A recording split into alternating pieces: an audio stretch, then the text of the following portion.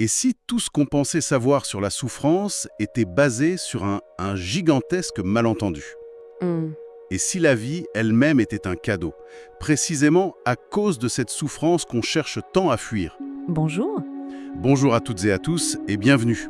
On est vraiment ravis de vous retrouver pour continuer cette exploration. Lors de notre dernière discussion, on avait posé les bases en abordant le concept d'avidia, l'ignorance. Oui, Pas l'ignorance au sens de bêtise, mais plutôt une sorte de filtre fondamental qui déforme notre perception de la réalité. c'est ça.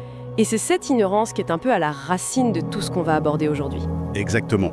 Et aujourd'hui, on s'attaque à un monument, les 4 nobles vérités. C'est le cœur même de l'enseignement du Bouddha. Absolument. Et cette 5e leçon, qui vient toujours de l'ouvrage « Je suis ici et maintenant » du maître Kunmeng Sojin, propose une perspective, je préviens tout de suite, qui va sûrement bousculer pas mal de certitudes. C'est le moins qu'on puisse dire. On va commencer par les 2 premières questions. Qu'est-ce que la souffrance et d'où vient-elle, vraiment?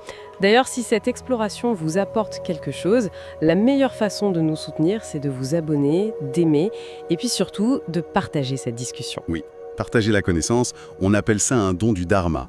C'est une manière formidable de contribuer à la diffusion de ces idées. C'est ça. Alors, entrons dans le vif du sujet. On va se comporter un peu comme des enquêteurs. On cherche à résoudre ce fameux malentendu sur la souffrance. J'aime bien l'idée. Notre premier indice, c'est la première noble vérité, Dukkha Satya, la vérité sur la souffrance.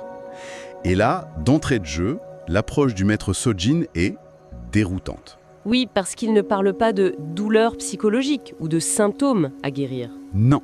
C'est autre chose. C'est bien plus fondamental. Et comment il illustre ça? Alors, pour illustrer cette réalité, il utilise des concepts connus, les 4, puis les 8 souffrances. Mais, et c'est vraiment ça la clé, il insiste, ce ne sont que des exemples. Ah, des manifestations. Des manifestations, voilà, pas la définition même du Dukkha Satya. Et les 4 premières, c'est quoi déjà?